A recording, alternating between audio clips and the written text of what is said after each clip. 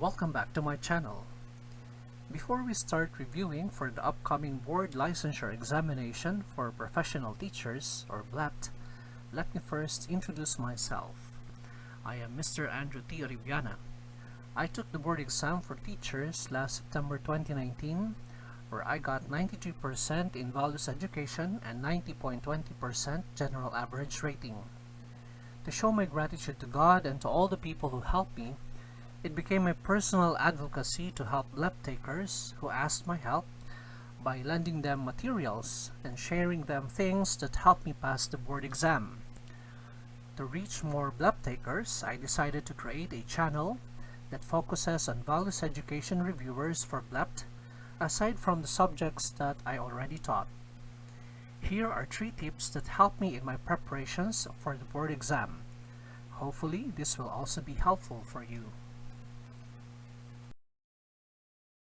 Tip number 1. Instead of memorizing answers on available reviewers, practice analyzing questions and choices every day. By this time, you probably have collected different kinds of reviewers with the hope that the same questions would appear in the actual exam. That would be good if the questions on your reviewers are really the ones that would be asked in BLEPT. But what if, and this was true in my experience, no same question from my reviewers appeared in the exam? My point is, we should be ready for any kind of question that will come out, whether it is in a reviewer or not. And how do we do that? By training our minds every day to analyze questions and choices. Answering daily any reviewer available will help a lot in preparing our minds for any kind of question, whether we know the topic or not. So instead of memorizing answers on your reviewers, practice understanding as many questions as you can before the date of your exam. In this way, any reviewer will be helpful for you. That is tip number 1. Tip number 2. Practice answering reviewers using answer sheets and observing approximate time observed in the actual exam. If the first tip is to help you condition your mind, this one is to help you condition also your body. There is a time limit in the exam. We have to budget the 3 hours or 3.5 hours given us to be able to answer all the 150 questions for each section of BLEPT. There are BLEPT reviewers with answer sheets that somehow look very similar to the answer sheets used in the exam itself. Practicing how to shade properly the correct answers will not only help you manage your time, but will help you get an accurate score, since the answer sheets will be read by a machine that does not accept an answer from a circle that is not shaded properly. Tip number 3. Read notes or materials on topics and subtopics covered in values education exam. Aside from answering ready-made questionnaires on values education, read also articles, books, or materials that can give you an overview of a particular topic. I remember a professor saying that the most intelligent persons are not the ones who know all the answers, but the ones who know where to get the answers. Once you identify the topic or subtopic of a particular question in a board exam, you will have a group of concepts in your mind where you can get clues or against which you can test the validity of the choices. One good reviewer that I can recommend is the book on values education from PNU. It has information, explanation, and backgrounder for each topic in values education that are included in the actual exam, followed by a set of review questions, some of which are provided with Rationale. So allot time in your review days wherein you can read more about the topics under values education. Let us now move on to the review questions for values education. These are questions 101 to 120 with the explanation of what I think are the correct answers. If you do not agree with my answers, kindly give your own answers and rationale on the comment section below. I would like to thank teacher Rowena Rodrigo for providing me materials where I got questions in this set. Question 101. To help the student face life's difficulties, the student must be trained in the virtue of blank. A. Temperance. B. Fortitude. C. Prudence. D. Justice.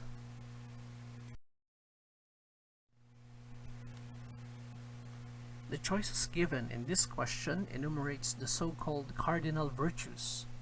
Virtues are qualities considered desirable in a person. The term cardinal, from the Latin cardo, meaning hinge, in the term cardinal virtues, suggests that they are very important or that they are to be regarded as the basic qualities required for a virtuous life.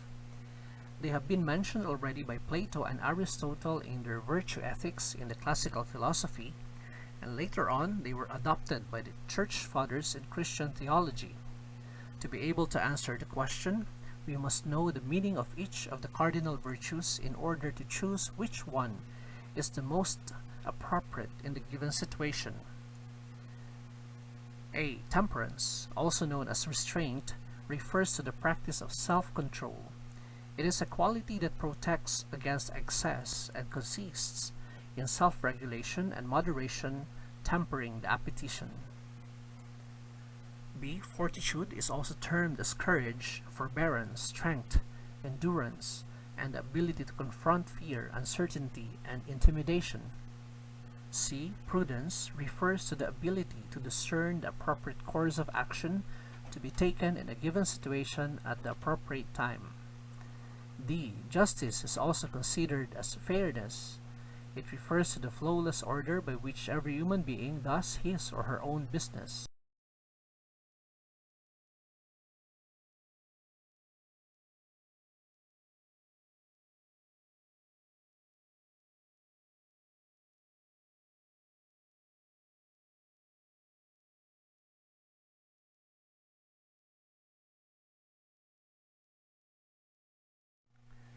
Since the given situation in the question is about a student experiencing life's difficulties, what he needs to develop is a virtue that can give him or her the courage or strength to endure in the midst of this situation, and that is fortitude. Letter B. Question 102. What type of conscience judges what is good as good and what is evil as evil? A. Scrupulous conscience. B. Partially true conscience. C. True conscience. And D. Lax conscience. According to Catechism of the Catholic Church 1778, conscience is described as the judgment of reason whereby the human person recognizes the moral quality of a concrete act that he is going to perform, is in the process of performing, or has already completed. Now, there are different kinds of conscience. Let us focus first on the ones mentioned in the choices. A. A scrupulous conscience. This is a rigorous conscience, extremely afraid of committing evil. A scrupulous conscience is meticulous, showing great attention to detail and very careful and precise, and wants incontrovertible, indisputable, or uncontestable proofs before it acts. Partially true conscience. In several sources about kinds of conscience, this kind of conscience does not appear in the list, but as the term suggests, it is only partly true. C. True conscience. This is also called correct conscience. It is the kind of conscience that judges what is good as good and what is evil as evil. Letter D. Lax conscience is the kind of conscience that tends to follow the easy way and to find excuses for mistakes. As we can see from the meaning of each kind of conscience, it is true conscience that judges what is good as good and what is evil as evil. Now, there are other kinds of conscience aside from the ones mentioned in the choices. Let us also study them as they may also appear in the exam. Other kinds of conscience are erroneous or false conscience. This is the kind of conscience that judges incorrectly that what is good is evil and what is evil is good. Certain conscience. It is a subjective assurance of the lawfulness or unlawfulness of a certain act. This implies that a person is sure of his decision. It is possible, however, to be sure of something as good when in fact it is just the opposite, and vice versa. And there is also what is called as doubtful conscience. It is a vacillating, wavering, or indecisive conscience, unable to form a definite judgment on a certain action. Again, the answer is letter C, true conscience. Question 103. Moral values are absolute when they blank. A. Are universal, objective, and eternal. B. Are relative and applicable only under certain conditions. C. Conform with the societal expectation. And D. Are subordinated to one's conscience. There are two kinds of values according to Esteban. The first one is called absolute moral values, and the other one is behavioral and cultural values. Absolute moral values are those which are ethically and socially binding to all men at all times and in all places. The adjective absolute has the meaning of not being limited in any way. Looking into choices B, C, and D, we can see that they express limitations. Letter B signals limitation with the use of the terms relative, only, and certain conditions. Hence, it cannot be applied to all and to every situation, so it cannot be the answer. Letter C expresses limitation since societal expectations are different from culture to culture or place to place. And letter D also expresses limitation as it puts values to be under the power or condition of one's conscience.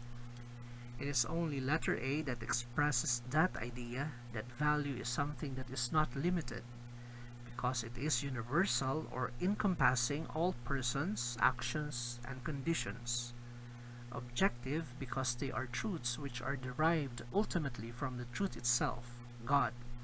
And it is eternal because they have always existed and will always exist, whether the society accept them or not, and whether they are judged moral or immoral by one's conscience. Therefore, the answer is letter A. The answer is A, are universal, objective, and eternal. Question 104. Which illustrates the statement, the end does not justify the means? A. A teacher who collects donations from the students in order to support cleanliness and beautification project of the room. B. A student studies very hard for the examination in order to pass the course. C. A teacher and guidance counselor accept bribery to finance a very important project of the school. D. A teacher pursues graduate education in order to be promoted. This question has something to do with the determinants of morality. The determinants of morality are the object or means, the intention or end, and the circumstance of the human act. Let us just focus on the first two since they are the ones mentioned in the question. The object or means is the course of action chosen by the doer in a human act. It is also called the moral object. The intention or end is the outcome or result intended by the agent. The principle the end does not justify the means means that a good intention cannot make a human act good because the object chosen is bad. The primary determinant of morality is the object chosen. For an act to be good, the object must be good or at least indifferent. If either the object or intention is bad, the human act becomes bad. If the object is good but the intention is bad, the human act becomes less bad but never good. Hence, the end does not justify the means. So in the choices, we should be looking for the human act with a good intention or end, but with a bad object or means. In the given choices, A, B, and D have either good or indifferent object or means. But in letter C, the object, which is accepting bribery, is obviously bad.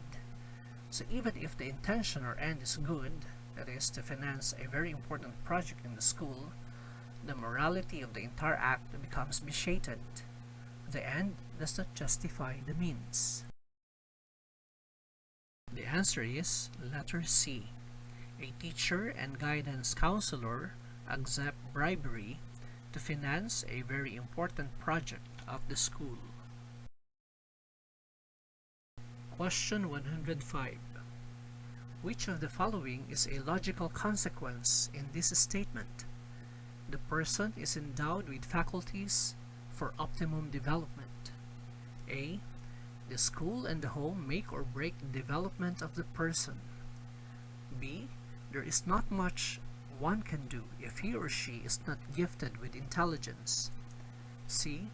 The person's responsibility to freely seek ways to develop his or her potentials. D.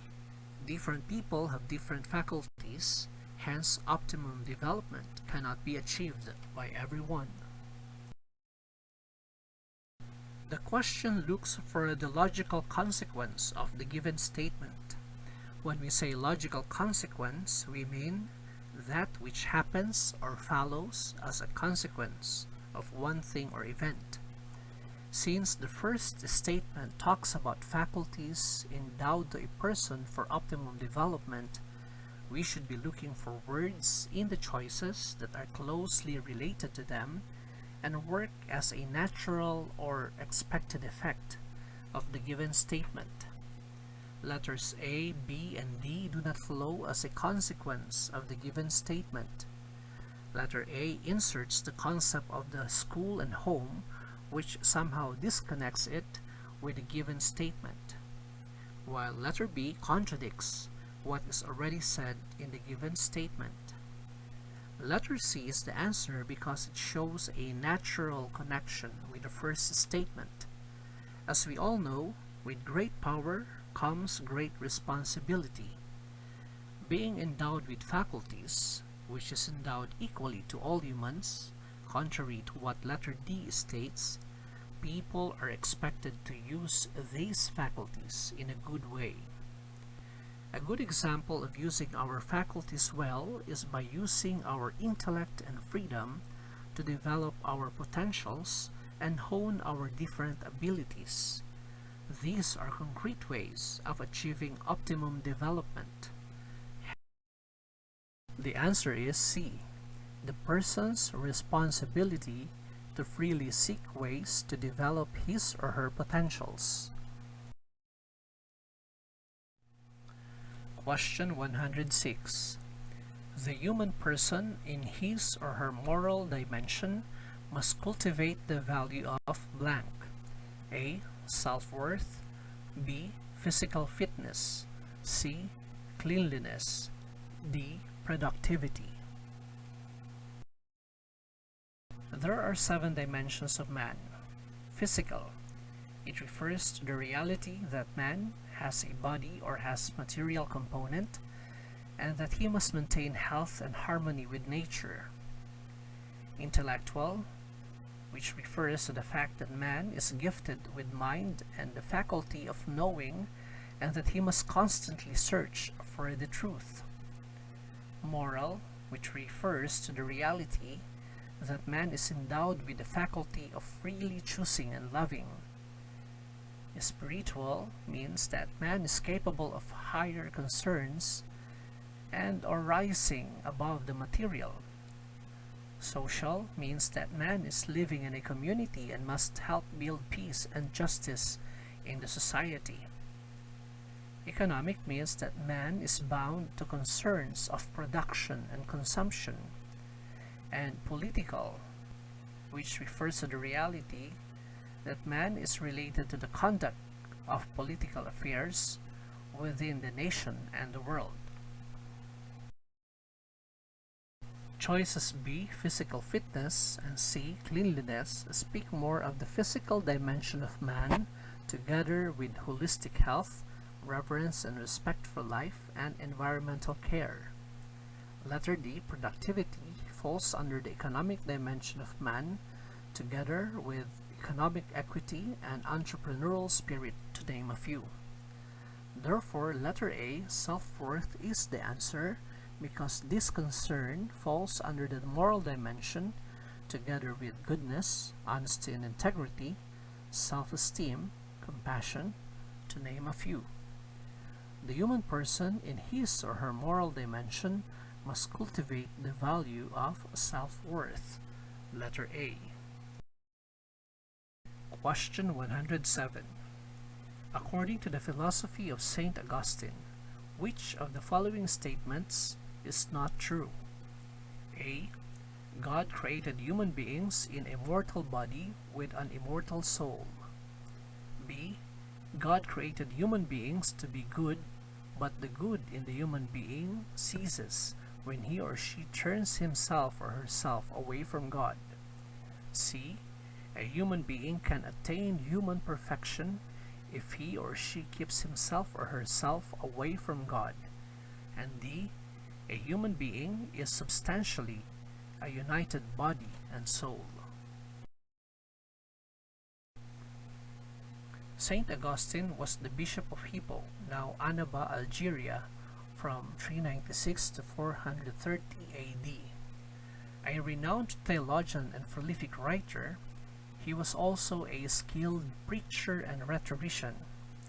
He is one of the Latin Fathers of the Church, and in Roman Catholicism is formally recognized as a doctor of the Church.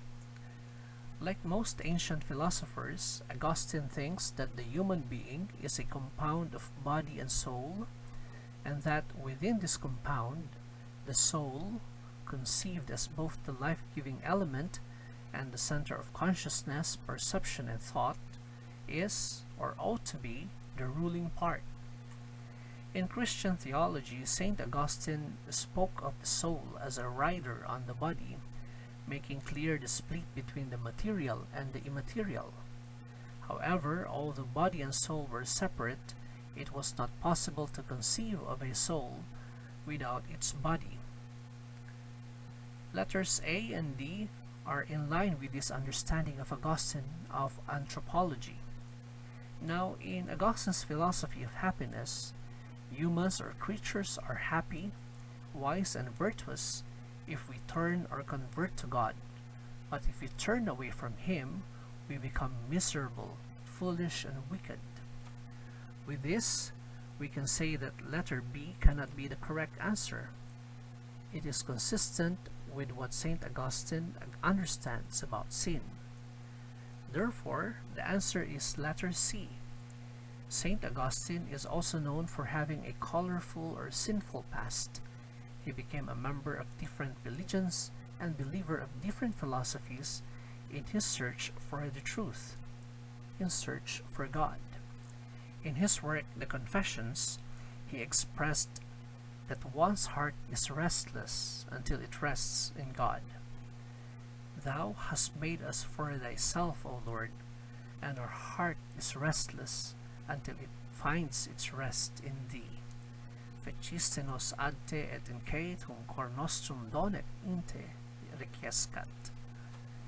This statement of St. Augustine goes directly against letter C, which states that a human being can attain perfection if he or she keeps himself or herself away from God.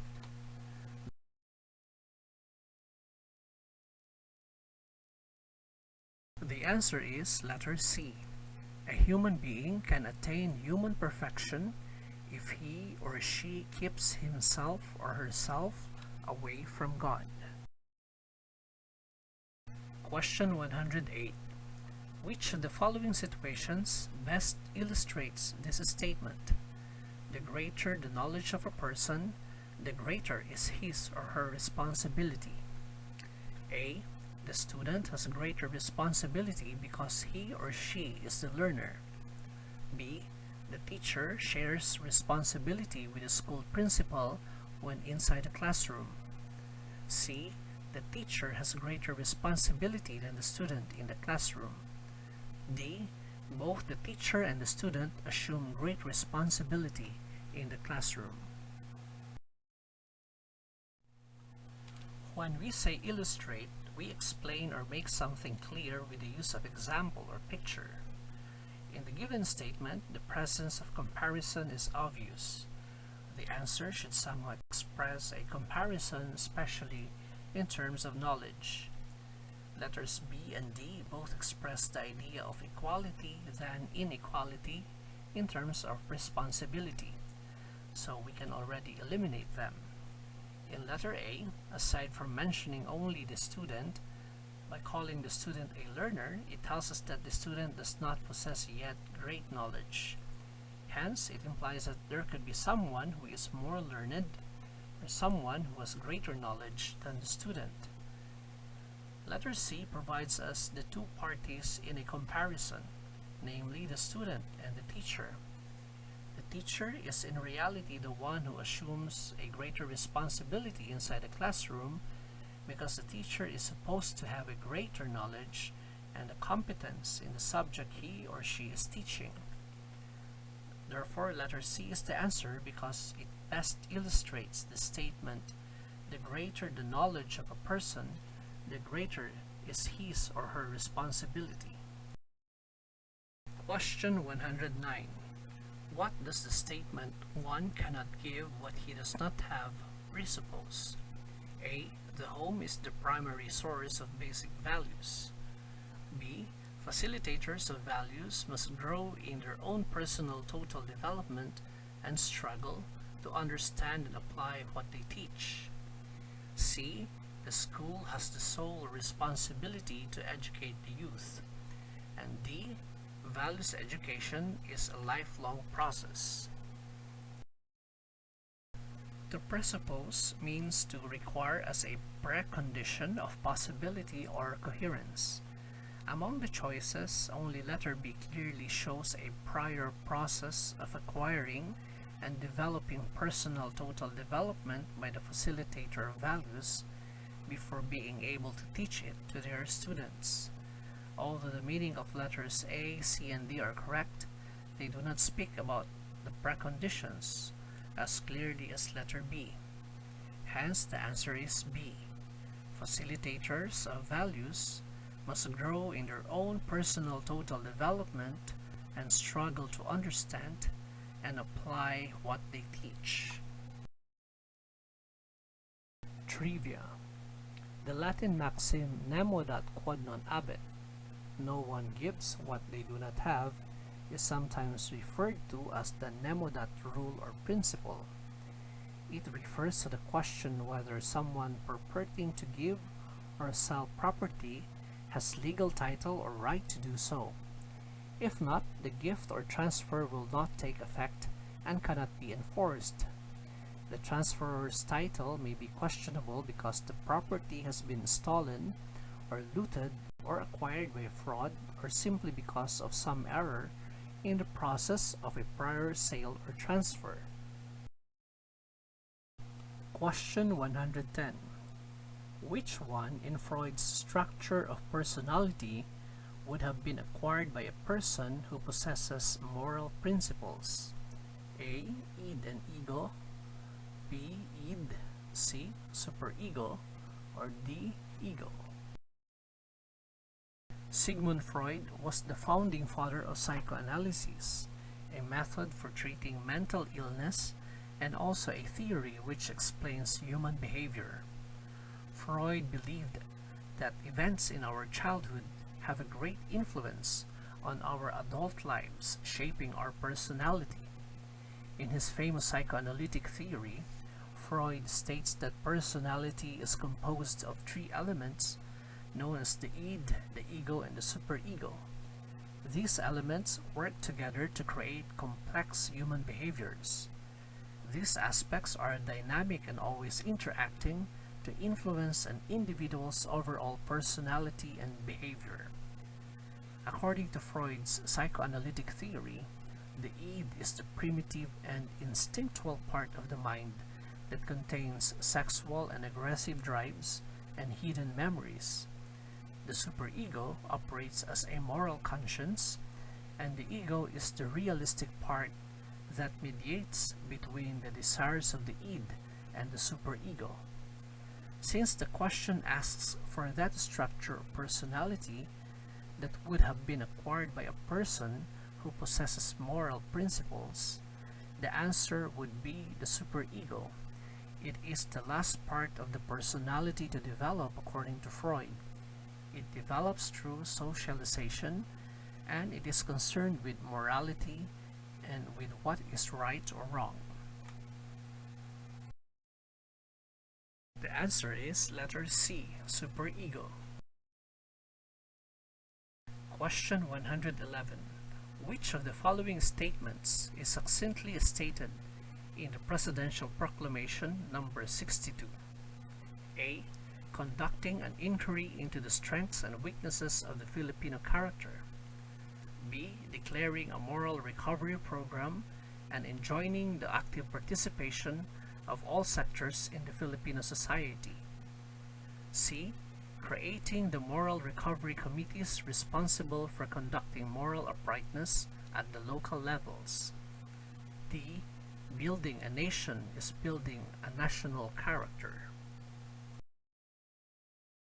Proclamation number 62, series of 1992, is a presidential proclamation of President Fidel V. Ramos, which provides for the establishment of a moral recovery program in the country and enjoins the active participation of all sectors in society with the primal aim of eradicating the social ills plaguing the country, such as graft and corruption, apathy, mendicancy, factionalism, and lack of patriotism. The answer is letter B, declaring a moral recovery program and enjoining the active participation of all sectors in the Filipino society. Question 112. Which of the following shows being matiisin as a weakness of the Filipinos? A. Filipinos are hardworking yet passive. B. Filipinos are capable of working long hours. C. Filipinos have high tolerance for inefficiency and have accepted it as a normal part of daily life. D. Filipinos are daring and caring. In order to answer this question, we should look for clue words that are related to the word matiisin. If we look into the meaning of the word tiis in English, it could mean to endure. It could also be described as perseverance or bearing something. We immediately eliminate letter D because there are no words in D that are related to the word matiisin. Letters A, B, and C are somehow related to the meaning of tiis. But the question looks for a situation wherein the same strength turns into a weakness. Because of this, we can already eliminate letter B because it does not say or imply anything about working for long hours as a weakness. Letter A mentions strength, but then adds another character. It is not talking of the same characteristic, but of two different characteristics. Aside from that, being hardworking could be more closely associated with industriousness than for being matiisin. It is only letter C which gives a single characteristic connected with being matiisin, that is high tolerance to inefficiency, which could also be in the long run a weakness when such tolerance to inefficiency becomes a habit instead of looking for solutions to address the said inefficiency. Hence, the answer is letter C. Filipinos have high tolerance for inefficiency and have accepted it as a normal part of daily life. Question 113. What is best for a frustrated teacher to do to evaluate his beliefs and values? A. Affirmation. B. Introspection. C. Feedback. D. Self-disclosure. To be able to choose the correct answer, we should know the meaning of the choices from values education perspective. This question has something to do with psychological theories of values development. Letter A, affirmation, is one of the strategies for self-development that draws conclusions about one's circumstance, ability, or performance. In this strategy, positive statements or affirmations are repeated to oneself regularly to create a more positive self-image. Letter B, introspection, is another strategy for self-development. It engages a person in a conscious mental self-observation and reporting based on one's thinking, reasoning, and examination of one's thoughts, feelings, and soul. Letter C, feedback, is one effective strategy for developing healthy interpersonal relationships. In this strategy, information are about a person's performance or behavior. We usually give feedback to other people and not ourselves. When given properly, it can be motivating. Letter D, self-disclosure, is considered as the first step in developing relationships. It means being able to share or disclose to another person how you feel about events. Since the question is talking about beliefs and values, the answer should be letter B, because introspection is an evaluation of one's thoughts, feelings, and state of soul. Evaluation of beliefs and values is the very process done in introspection. The answer is letter B, introspection. Question 114. What does the Johari window not do for you in the process of introspection? A. It allows you to discover what is in store for you in the fourth window. B.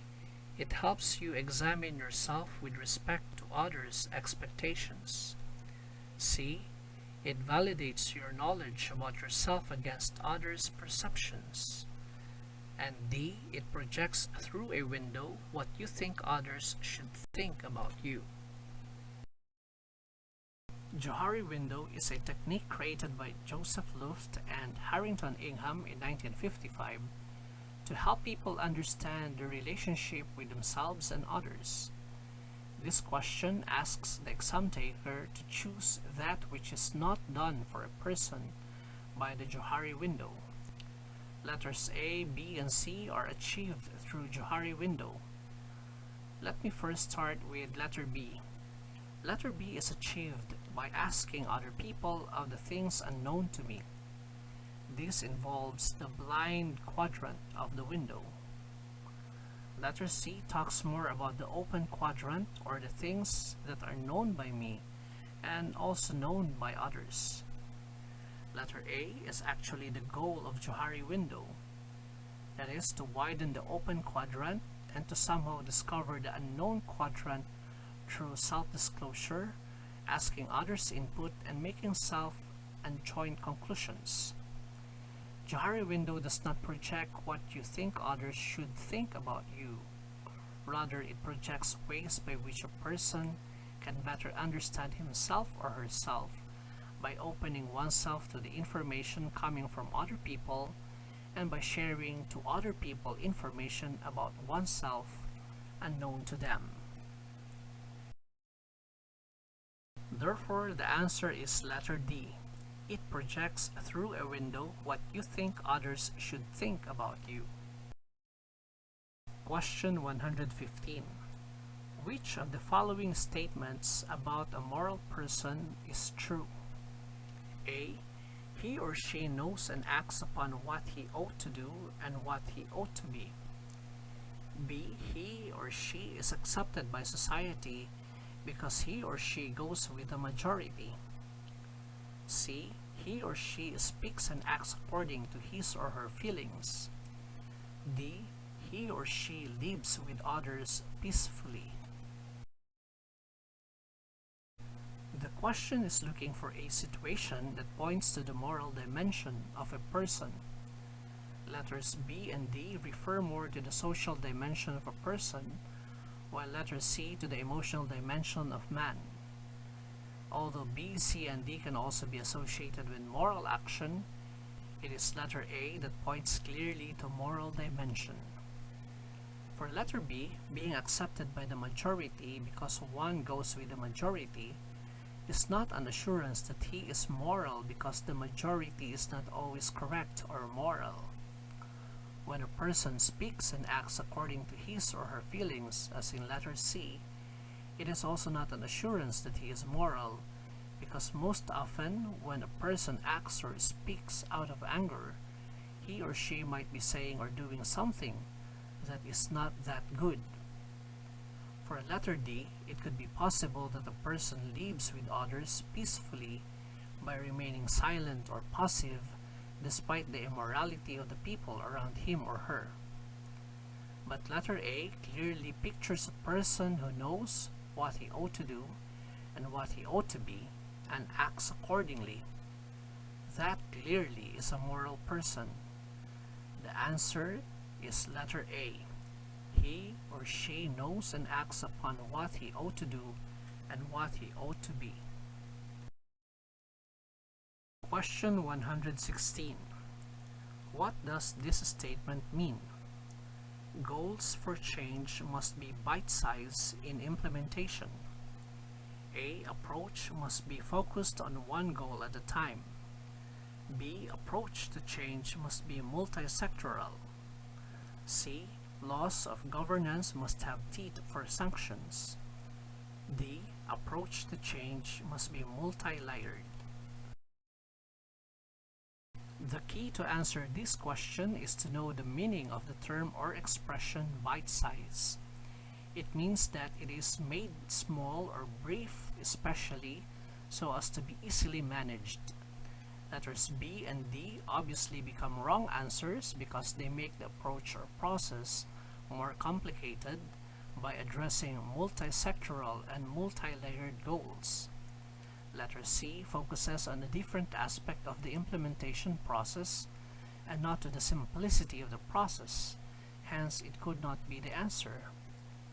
Since letter A makes the implementation of the goal simple and manageable by focusing on one goal at a time, we can say that letter A is the answer because it illustrates the meaning of the term bite size. The answer is letter A. Approach must be focused on one goal at a time. Question 117. What does extreme personalism mean in the context of negative values? A. Subjectivity in judgment. B. Tolerance of inefficiency. C. Objectivity in assessing problems. And D. Smooth personal relationship.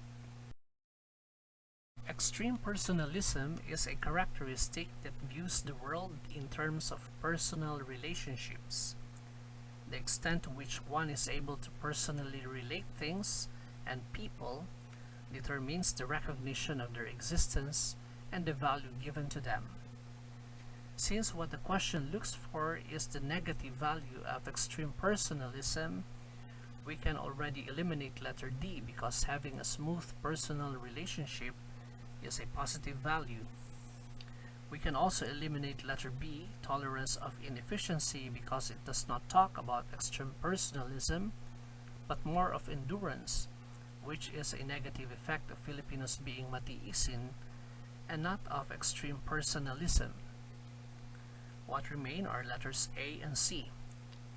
Letter C is objectivity in asserting problems. When we say objective, especially in judgment, it means not influenced by personal feelings or opinions in considering and representing facts. This therefore cannot be considered as a negative defect because objectivity in assessing problems would mean that a person is making an impartial decision, a decision that is based on facts. Hence, letter A is the answer. When we say subjective, it is based on or influenced by personal feelings, tastes, or opinions. When one is subjective in judgment, that means his or her judgment is highly influenced by what he or she feels and thinks. This can be negative, especially if it is extreme, since the person may disregard the true details about an event and just focus on his or her own feelings and interests. Extreme personalism is actually identified as one of the weaknesses of Filipino character. It is negative since a sincere question may be viewed as a challenge to one's competence, or a positive feedback may be interpreted as a sign of special affection. The answer is letter A, subjectivity in judgment. Question 118. Which best describes authoritarian parents? A. Allow the children to set their own rules.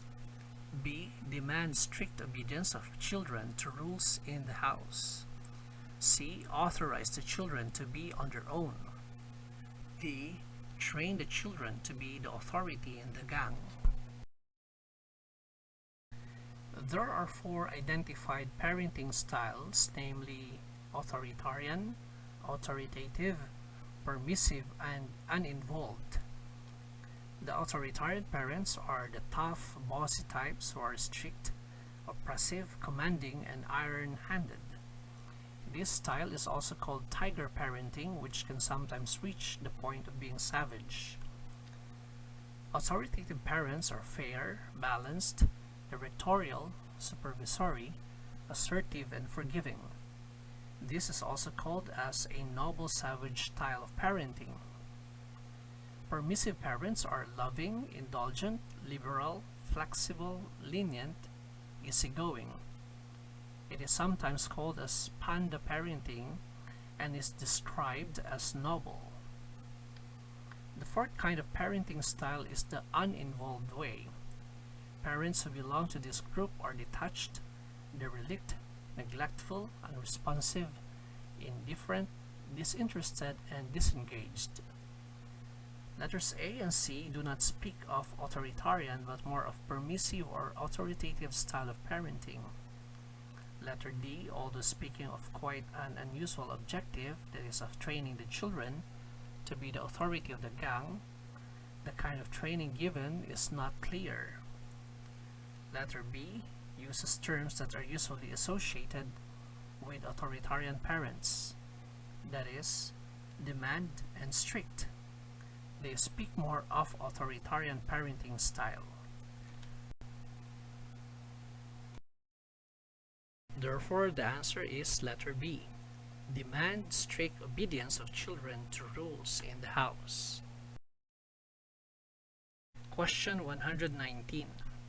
What are the factors that contribute to the family's success in Valdis formation for the children?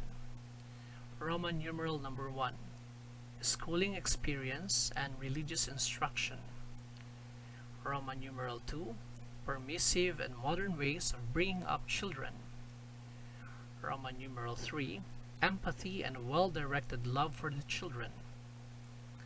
Roman numeral 4. Effective child-rearing methods. Choices. Letter A, 2, 3, and 4. Letter B, 1, 3, and 4. Letter C, 2 and 4. Letter D, 1, 2, and 4. Among the choices, Roman numeral 2 is the only one that seems questionable. The word permissive, if used in the context of parenting style, may be good, but it also has a negative connotation. And the praise attached to it, that is, modern ways of bringing up children, is also questionable. What do we mean here by modern ways? There are modern ways which may not be contributory to the success of Valdis formation. One modern way of bringing up children is giving them gadgets, especially when parents are busy in their own work. Schooling experience is good because in school, teachers are asked to always insert values in any subject they are teaching, and religious instruction, of course, involve ethical codes and moral norms that can help form the conscience of students. Roman numerals 3 and 4 are obviously good ways and factors that can help form the values of students. 3 is about empathy, which is a plausible characteristic, and 4 speaks of tested methods that had been proven effective. So the answer is letter B. Roman numerals 1, 3, and 4. Schooling experience and religious instruction, empathy and well-directed love for the children, and effective child-rearing methods. Question 120. Which of the following practices is exclusive to an authoritarian family? A. There is freedom in the practice of democratic rules.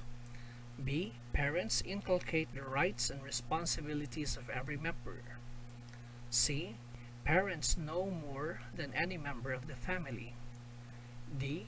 There is consultation with the family members before making decisions.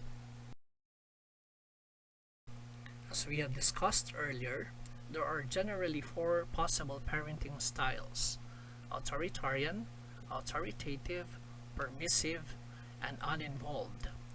Letters A, B, and D speak more of the authoritative or permissive parenting styles, but letter C describes parents who conceive of themselves as the more knowledgeable in the family, which is often the cause why they would be demanding, why they would expect strict compliance to what they want and say. Letter C is the mentality behind authoritarian style of parenting and exclusive to it. The answer is letter C. Parents know more than any member of the family. Thank you for watching. If you have comments or suggestions, feel free to put them on the comment section below. See you on the next reviewers.